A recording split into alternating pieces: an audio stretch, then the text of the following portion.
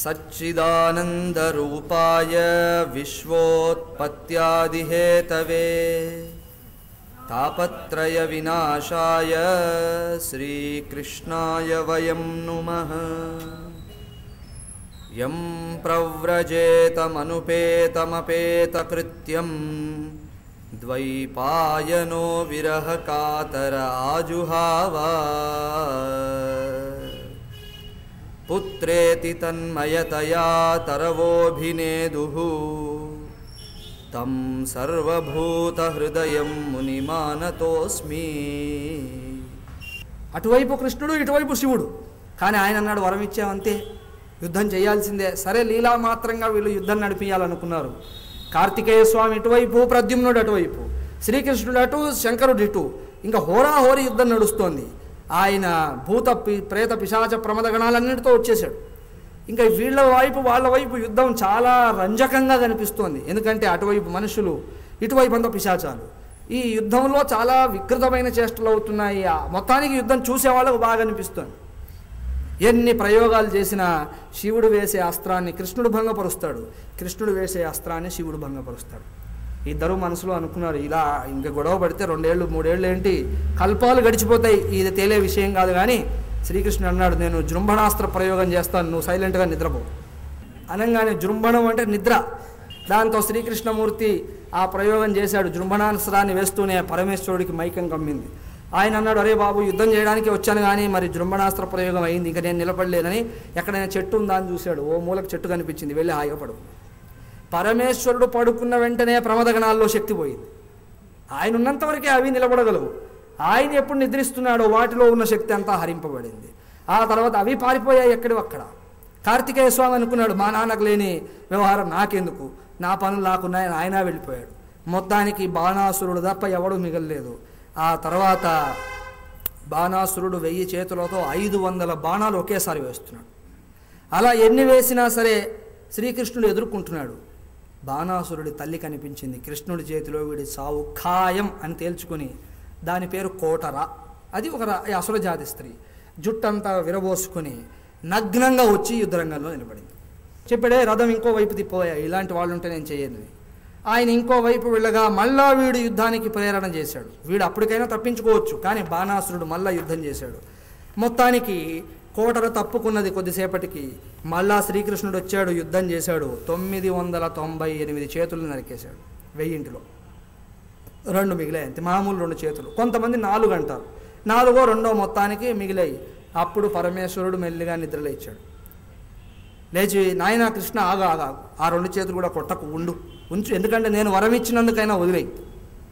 ఎందుకంటే ఈ 1000 ఉండడం వల్ల అహంకరించాడు ఒకరోజు, ఇంత బరువు ఎవడు మోస్తాడని. కానీ నా అనుగ్రహ చిహ్నంగా ఉండనివయ్యా, నా భక్తుడు కదా, కాబట్టి ఒక్కసారికి అనుగ్రహించంటే శివుడు అంటున్నాడు, అయం మమేష్టో దయితోనువర్తి మయా భయం దత్తం మముష్యదేవ సంపాద్యతాం తద్భవత ప్రసాదో యథాహితే దైత్యపతౌ ప్రసాద.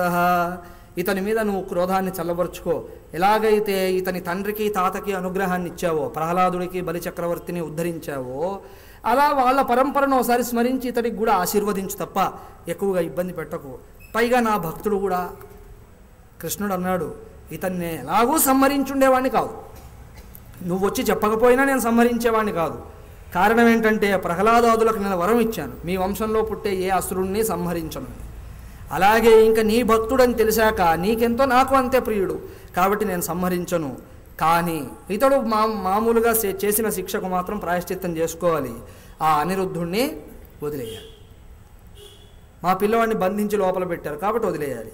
అలా తర్వాత ఆయన విషయం తెలుసుకొని నారాయణుణ్ణి బాగా దర్శించిన వాడై రుద్రుడి అనుమతి తీసుకున్నాడు. పరమేశ్వర ఏం చేయమంటారు? ఇంకేం చేయమనడం ఏమిటి, ఎలా చెప్పారో అలా చెయ్యి అంటే ఆ ఉషా పరిణయం చక్కగా గావించి పరమేశ్వరుడి ఆశీర్వాదంతో అందరూ ఈ ద్వారకా నగరానికి తరలి వచ్చారు. ఏవం కృష్ణ విజయం శంకరేణ చ సంయుగం సంస్మరేత్ ప్రాతరుత్థాయ నతస్య స్యాత్ పరాజయ. ఎవరైతే శ్రీకృష్ణ శివుల యుద్ధాన్ని పొద్దున్నే తలుచుకుంటారో, ఉదయం లేస్తూనే ఈ శంకరుడు శ్రీకృష్ణుడు చేసిన యుద్ధాన్ని స్మరిస్తారో, అలాంటి వారికి ఏ యుద్ధంలోనూ అపజయం కలగదయ్యా. దీని ఫలశ్రుతి అది. కారణం ఏంటంటే ఆ యుద్ధం చేసింది ఇద్దరు వేరు కాదు, ఇద్దరు కావాలని చేసిందే తప్ప వాళ్ళకి ఏ రోజు శత్రుత్వం లేదు. కాబట్టి అది పవిత్రమైన యుద్ధమే అవుతుంది. ఆ తదనంతరం ఒకరోజు ఈ మనవలు మనవరాళ్ళు వీళ్ళంతా చాలా పెద్ద లిస్ట్ అయిపోయింది.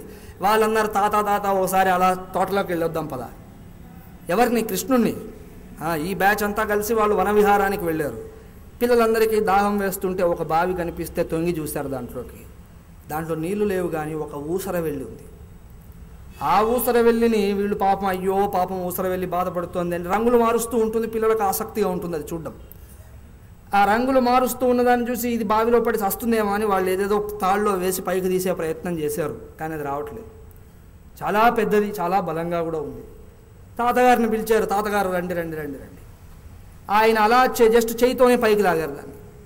ఎప్పుడైతే శ్రీకృష్ణుడు అలా స్పర్శించాడో దాని ఊసర వెళ్ళి రూపం పోయి ఒక దివ్యమైన మహారాజు రూపం వచ్చింది. రకరకాల మహారాజు చిహ్నాలన్నీ ఉన్నాయి. పిల్లలందరూ ఆశ్చర్యపోయి చూస్తున్నారు. ఈయన దేని మీద చేయి పెట్టినా ఇలా అయిపోతున్నారు ఏమిటి? పాపులేషన్ పెరిగే వ్యవహారంగా ఉంది ఈ చెయ్యి.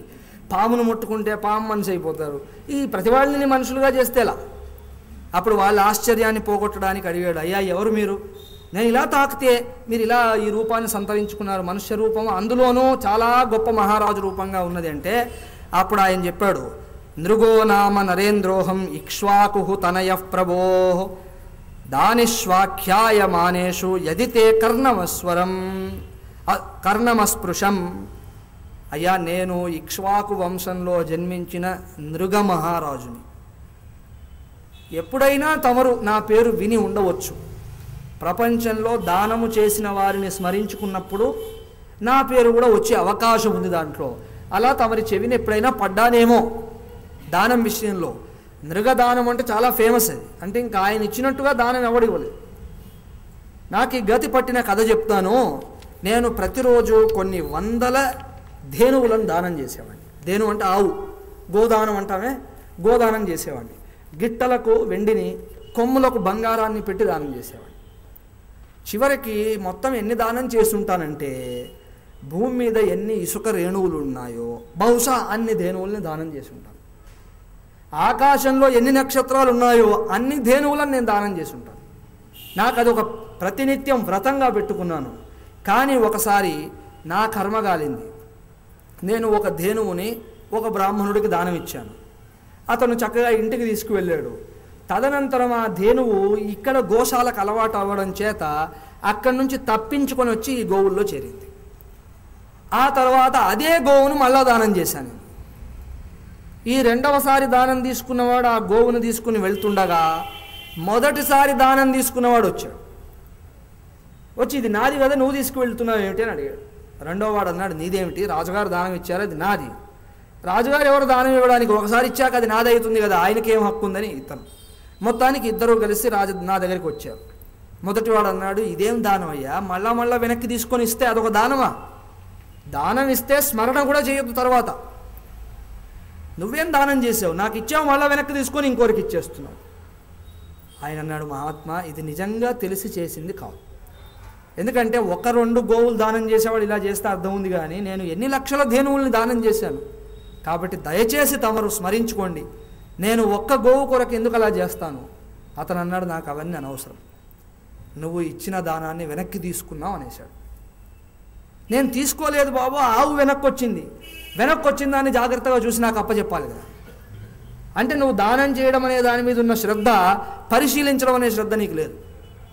ఏదో పేరు ప్రతిష్టలకు దానం చేయడం అని చేస్తున్నావే తప్ప విషయం ఏమిటని చూడట్లేదు. అంత కేర్లెస్గా దానం చేస్తే అది శృతి సమ్మతం కాదు. శ్రద్ధయా దేయం అశ్రద్ధయా దేయం హ్రియా దేయం భియా దేయం సంవిదా దేయం వేదం చెప్తోంది అలా. ఆయన అన్నాడు, రాజుగారు నాకు తెలుసు స్వామి, నేను తప్పు చేసినట్టే, ఇచ్చినది వెనక్కి రావడం మహాపాపం, కానీ దాని బదులుగా మీరు ఎన్ని గోవులు కావాలంటే అన్ని ఇస్తాను తీసుకెళ్ళాడు. అతను అన్నాడు, నేనేమి యాచకుల్లా కనిపిస్తున్నాను ఏమిటా నీకు? నువ్వు దానం ఇచ్చినప్పుడు నన్ను బిచ్చగాడినని తెలుసుకొని అనుకొని దానం ఇస్తున్నావా? నీ దానం అక్కర్లేదు నాకు, ఏ గోవుని ఇచ్చావో అదే నాకు ఇవ్వాలి. రెండో వాడిని అడిగారు, అయ్యా తమరన్నా ఆ మొదటిది ఆయనకి ఇచ్చేయండి, మీకు ఎన్ని గోవులు కనిపిస్తే అవి తీసుకుపోండి. రెండో వాడు అదే అన్నాడు. అంటే నేను బిచ్చగాడినా ఏమిటి, నేను కావాలని వచ్చినట్టు చెప్తున్నావు. నువ్వు దానం వసగి నీ పుణ్యం కొరకు నాతో బిజినెస్ చేస్తావా? నాకు కూడా అక్కర్లేదు, ఇస్తే ఇది ఇవ్వలేకపోతే వదిలేదు. చివరికి వాగ్వివాదం జరిగింది. ఆయన చేసే పరిస్థితి ఏమీ లేదు, చేయని తప్పు పాపం. కానీ అయినా సరే దానములో లోపం జరిగింది. తద్వారా ఇద్దరు అన్నారు, నువ్వు రంగులు మార్చి మాట్లాడుతున్నావు కాబట్టి ఊసరవెల్లి అయిపోయి పడు. ఆ శాపంతో నేను మరణించాను. తర్వాత కాలాంతరంలో యమలోకానికి వెళ్ళినప్పుడు యముడు అడిగాడు నన్ను, నీకు పుణ్యము ఉంది, పాపము ఉంది. పుణ్యము బోల్డ్ అంత అకౌంట్లో ఉంది, కొంత పాపం ఉంది, ఏది ముందు అనుభవిస్తావు? నీకు ఆప్షన్ ఇస్తాను నేను పాపమైనా పర్వాలేదు, ఏదో ఒకటి ఇవ్వవయ్యా అంటే, అలా పాపయోనిలో ఈ జంతు కలేబరంలో పడి పుట్టాను. తమరు నన్ను స్పర్శించడం చేత పాపమంతా దహింపబడింది. తద్వారా పునః నా రూపం నాకు వచ్చింది. నీకు దయ వల్ల బయటపడ్డాను స్వామి, ఇక నేను నా ధామానికి నేను వెళ్తాను, పుణ్యలోకాలకు వెళ్ళే అర్హత లభించింది ఇప్పుడు అని ఆ రకంగా చిన్న ఎపిసోడ్ చెప్తున్నారు. దీన్ని ఎందుకు చెప్తున్నారంటే, దానము చేసేటప్పుడు అహంకారం ఉండకూడదు. పొరపాటు జరిగితేనే రాజుగారికి ఆ గతి పట్టింది. తెలిసి తెలిసి అహంకారపడుతూ చేస్తే దానం ఫలం వస్తుందా? రాదు. పురాణములలో అప్పుడప్పుడు కొన్ని కథలు అవుట్ ఆఫ్ కాంటెక్స్ట్లా కనిపిస్తాయి, కానీ they have a context in our life, if not in పురాణ. మన జీవితంలో మనం చేసే తప్పులను ఎత్తి చూపించేందుకై కొన్ని కాంటెక్స్ట్లు తెస్తారు కావాలని. అలాంటి దాంట్లో ఇది ముఖ్యం. చాలామంది దానం చేస్తామనుకుంటారు కానీ దానం ఎవరు చేయరు. కాబట్టి దానము చేసేటప్పుడు శ్రద్ధగా చేయాలి. ఏదో డబ్బు ఉంది కదా అని అలా విసిరేసే దానాలన్నీ చేయొద్దు. దాంట్లో ఎక్కడైనా అవకతవకలు జరుగుతున్నాయా పరిశీలిస్తూ ఒక్కొక్క అడుగు ముందుకు వేయాలి. పొరపాటున ఏదైనా మిస్టేక్ జరిగితే వెంటనే దాన్ని వేరే వాళ్ళు గ్రహించక ముందే సవరించుకోవాలి. సవరించి శాంతింపజేయాలి తప్ప ఇతరులు మనకు చెప్పేంతసేపు పట్టకూడదు. రెండవది ఏమిటి? ఇచ్చిన దానము ఏ విషయంగానూ వెనక్కి రాకూడదు. ఎంత ఏదైనా వెనక్కి తీసుకోకూడదు. సమజ్ మే ఆ రహా హై బాత్. ఆ రకంగా దానమును చేయడం ఒక యోగం, దానమును చేయడం మహత్తరమైన పుణ్యం, కానీ దాన్ని తగినట్టుగా చేస్తాను. అందుకే తైత్రీయ శృతిలో ఆదేశం ఉంది, మహాత్ములను పిలిచినప్పుడు వాళ్ళకి ఏదైనా ఇస్తే ఎలా ఇవ్వాలి? శ్రద్ధతో ఇవ్వు. శ్రద్ధతో ఇవ్వడం ఎందుకయ్యా, ఏదో ఇచ్చాం కదా, వాళ్ళకి ఏది పనికి వస్తుందో అది ఇవ్వాలి, కానీ నీకేది అవసరం లేదో అది ఇస్తే ఏం లాభం? చాలామంది దానం చేసేది ఏంటో తెలిసినా వాళ్ళకి అవసరం లేనివి, ఏదో ఇంట్లో పడున్నాయి సార్ ఇచ్చేస్తున్నాం. పాత బట్టలు ఉన్నాయి దానం చేస్తారు. పాత బట్టలు దానం చేస్తారండి ఎవడైనా? పాత బట్టలు హోలీ టైంలో దహించాలి, దానం చేయకూడదు. కొత్తవే దానం చేయాలి. కానీ ఇంకా ఇప్పుడు ఏదో ఈ తుఫాన్లు ఇవన్నీ వచ్చినప్పుడు మీ పాత బట్టలు ఇవ్వండి అంటారు. మీరు ఇవ్వకండి అలాంటివి. మీరు వీలుంటే 2,000 ఖర్చు పెట్టి కొత్తవే ఇవ్వండి, మంచివి ఇవ్వండి, తప్పేం లేదు. ఆ 2,000 ఎక్కడికి పోవు.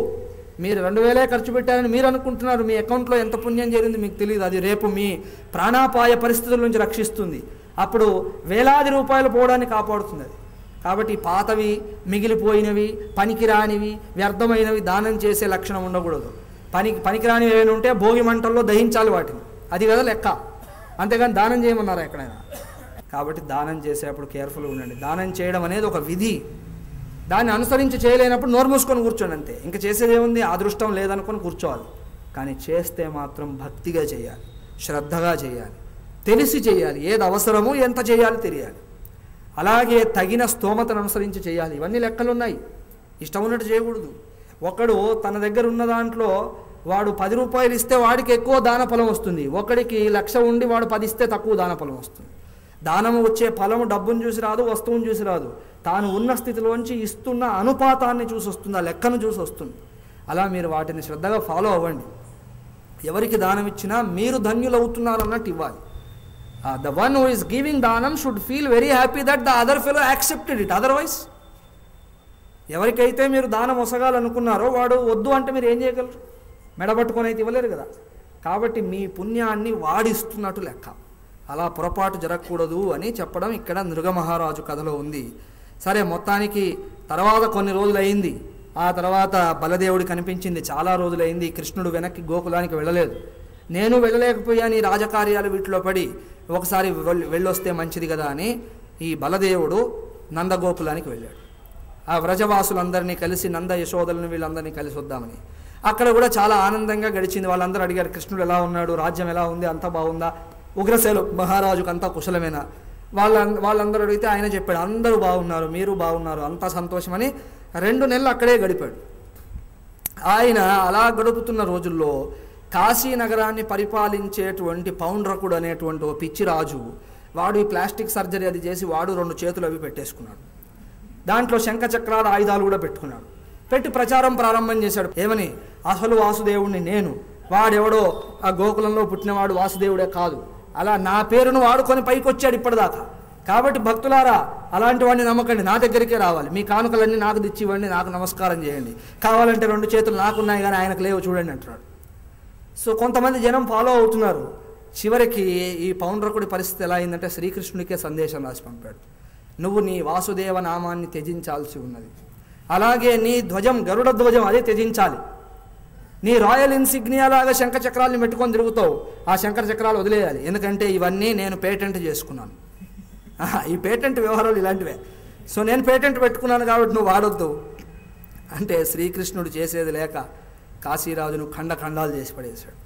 ఎందుకంటే పౌండ్రకుడు అనేటువంటి వాడు ఏమీ తెలియనివాడు, ఈ పిచ్చి పిచ్చి వేషాలంటే నేనే అంతా అనిపించుకునే పిచ్చి అనమాట, పేరు వెనక పరిగెత్తే పిచ్చి.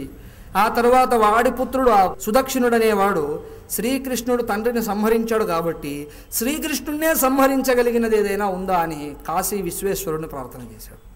కఠోరమైన తపస్సు చేశాడు. శివుడు రాక తప్పలేదు. వచ్చి అడిగాడు, ఏమిట్రా నాయన కథ అంటే ఈ కృష్ణుడి మీద ఏదైనా ప్రయోగం చేయాలి. అరే ఒకడు అలా అనుకునే గాలి కొట్టుకుపోయాడు, పిల్లనిచ్చాడు చివరికి వాళ్ళ కుటుంబంలోని వాళ్ళకి. నీ వల్ల కాదురా బాబు అంటే, ఆహా శ్రీకృష్ణుడిని వధించి తీరాల్సిందే, ఇంకా నా లైఫ్ ఎయిమ్ అది అంటే ఆయన కొంత ఉపదేశం చేశాడు. శివుడు చేసి దక్షిణాగ్ని ఉపాసన చెయ్యి, దక్షిణాగ్నిలోంచి శైవశక్తి ఉద్భవిస్తుంది, కృత్య రూపంలో ఉద్భవిస్తుంది, అధర్మాత్ములను అది సంహరిస్తుంది అన్నాడు. ఏంటి అధర్మాత్ములను ఎవరినైనా సంహరించగలుగుతుంది అంటే ఇండైరెక్ట్గా చెప్పడం ఏమిటి, శ్రీకృష్ణుడికి ఏమి కాదని చెప్పాడు కానీ వాడి బుర్రకి ఎక్కలేదు. ఓ అధర్మాత్ముడు అంటే మా తండ్రిని చంపిన వాడు ఎవడైనా అధర్మాత్ముడని వీడు అనుకుంటున్నాడు. చివరికి అలాంటి ప్రయోగం చేయబోయాడు కానీ శ్రీకృష్ణుడు సుదర్శన ప్రయోగం చేత ఆ శక్తిని సంహారం చేశాడు, ఈ పిల్లవాడిని సంహారం చేశాడు. ఆ తర్వాత నరకుడికి ద్వివిధుడు అనేటువంటి స్నేహితుడు ఒకడు ఉన్నాడు. నరకుడు మరణించాడనే వార్త విని మిత్రవధకు ప్రతీకారంగా వాడు గోకులాన్ని భస్మం చేయాలని చూశాడు. ఇవన్నీ బలదేవుడు గోకులంలో ఉండగా జరిగిన కథలు. అలా గోకులాన్ని అంతా బూడిద చేస్తే కృష్ణుడికి పరితాపము కలుగుతుంది, నా మిత్రుడిని చంపితే నా మనసుకు ఎంత బాధ అయిందో కృష్ణుడికి తెలిసి రావాలని. అలా వాడు బలదేవుడి కంటపడ్డాడు మొత్తానికి దహించే వ్యవహారంలో.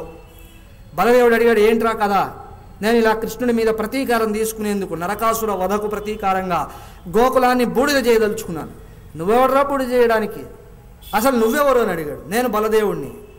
ఆ తర్వాత ఆయన దగ్గర ఉన్న హలాయుధం ఉంది, ఆయన దగ్గర నాగలి రోకలి ఆయన ఆయుధాలు. ఈ ఆయుధాలతో ప్రహరణం చేసి వాడిని చాలా చిన్న భిన్నం చేసి చంపేశాడు.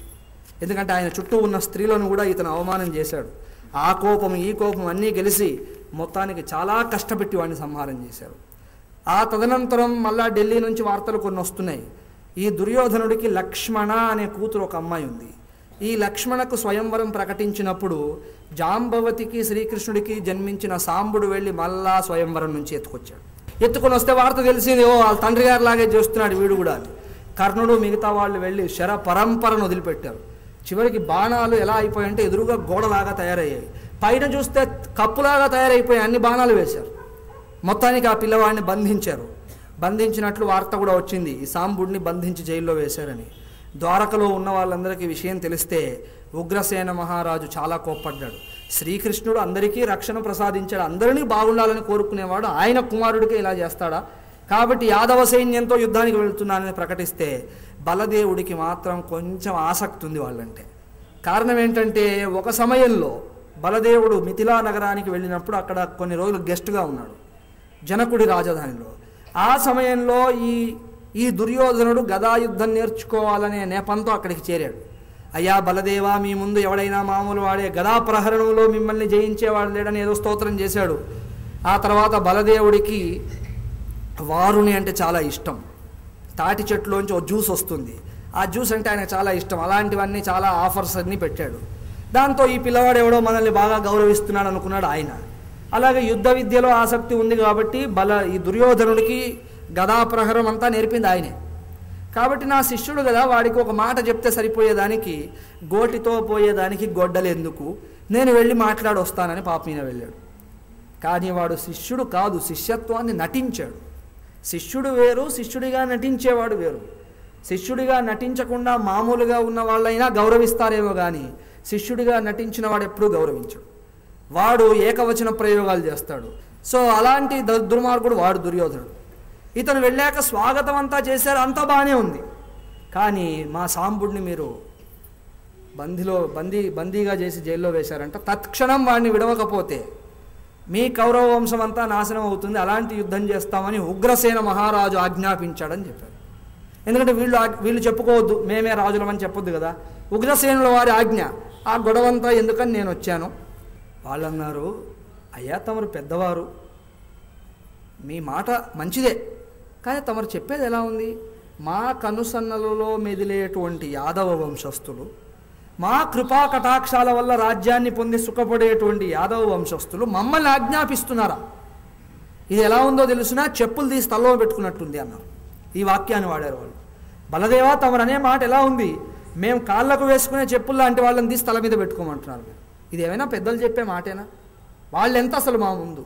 కాబట్టి ఇలాంటివి జరగవుగాక జరగవు. అసలు ఈ ఉగ్రసేనుడు ఎవడు మమ్మల్ని ఆజ్ఞాపించడానికని కొంత పరుషమైన మాటలు మాట్లాడి, తమరు ఇంకోసారి ఇలాంటి మాటలు దయచేసి ఇక్కడ మాట్లాడకూడదని కూడా అనేశారు. దాంతో ఆయన మనసుకు బాధ కలిగింది. ఆయన ఏం చేశాడు, ఓరి వెధవల్లారా, మీకు ఇంత మాత్రం రాజ్యం ఉండేసరికి నన్నే ఎదిరించి మాట్లాడారే, నా దగ్గర విద్య నేర్చుకుంటాను వచ్చావు, నన్నే ఎదిరించి మాట్లాడుతున్నావు ఇవాళ అని రాత్రికి రాత్రే, ఈ సమయం అయిపోయి ఎవరి వాళ్ళు డిస్పర్స్ అయ్యారు, రాత్రి నాగలిని కింద పెట్టాడు. దాన్ని గట్టిగా లాగితే హస్తినాపురమే పైకిచ్చింది. మొత్తం హస్తినాపురం లేచింది ఇలా గాల్లోకి. భూకంపం వచ్చింది, జపాన్లో వచ్చినట్టు వాళ్ళకు వచ్చింది. ఏమిట్రా కదా అని చూస్తున్నారు. కిటికీలోంచి చూస్తే ఈ హస్తినాపురం అంతా గంగా వైపు వెళ్తోంది, గంగా నది ఉన్న డైరెక్షన్లో. ఆయన అనుకున్నాడు హస్తినాపురాన్ని తీసుకెళ్ళి గంగార్పణం చేసేద్దామని. ఆ తర్వాత పెద్దలంతా పరిగెత్తుకుంటూ వచ్చి కాళ్ళు పట్టుకున్నారు. వాడు అలాగే మాట్లాడతాడు, వాడికి చిన్నప్పటి నుంచి కమ్యూనికేషన్ స్కిల్స్ లేవు, ఎవరితో ఎలా మాట్లాడాలో కూడా తెలియదు, కాబట్టి వదిలేవయ్యా స్వామి, నీ శిష్యుడు ఎంత పాపిష్టి వాడైనా నీ శిష్యుడు, కాబట్టి దయచేసి ఇలా ఉంచు అలా ఉంచు అంటే ఆయన అన్నాడు, సాంబుడిని ఆ తర్వాత మొదలు సాంబుడిని ఒక్కడిని తీసుకువెళ్దాం అనుకున్నాను, ఇప్పుడు పెళ్లి చేసి పంపించాలి, అలా మీకు సమ్మతమైతే వదిలిపెడతా, లేదా గంగా అర్పణం, గాన్ ఫర్ గుడ్. వాళ్ళందరూ తథాస్తు. అలా సాంబుడికి లక్ష్మణుని ఇచ్చి ఇష్టం లేకపోయినా దుర్యోధనుడు వాళ్ళ వివాహం గావించి పంపించాడు. ఆ తర్వాత నారదుల వారికి డౌట్ వచ్చింది, ఈ కృష్ణుడు ఈ 16,000 మందితో కాపురం ఎలా చేస్తున్నాడని. ఎందుకంటే ఒక్కరిని వేగలేకే మనం సన్యాసం తీసుకొని తిరుగుతున్నాం, 16,000 మందిని మెయింటైన్ చేయడం అంత జోక్ కాదు. ఒకరిద్దరితోనే సతమతమైపోతున్నారే, ప్రతివాడు ఈ సంసార సాగరంలో పడ్డానని ఏడుస్తున్నారు ఒక భార్యతోనే. 16,000 మందితో ఈయన సంసారం ఎలా చేస్తున్నాడని మొత్తానికి ఆయన లీల చూడాలనిపించింది. ఆయనకు డౌట్ ఏముంటుంది కానీ ఆయన లీలా విహారము చూడాలని కోరిక కలిగింది. ఆయన అటువైపు వస్తాడు. ఆ తర్వాత శ్రీకృష్ణుడు వాళ్ళందరితో ఎలా విహరిస్తున్నది. ఆ తదనంతరం శ్రీకృష్ణ భగవానుడు తన నిత్య జీవితంలో ప్రతిరోజును ఎలా సార్థకం చేసుకుంటాడు, ఆయన డైలీ టైం టేబుల్ ఏంటి, ఏ టైంకి ఏ పని చేస్తుంటాడు ఇత్యాదులన్నీ కొంత చర్చ చేశారు. శ్రీకృష్ణ గాథలో మనల్ని ఉద్ధరించేటువంటి ప్రతి విషయాన్ని స్పర్శిస్తూ అవి మన జీవితానికి ఒక చక్కటి దిశానిర్దేశము చేసేలా మార్చుకునేదముగాక అని మనవి చేస్తూ హరి ఓం తత్సత్.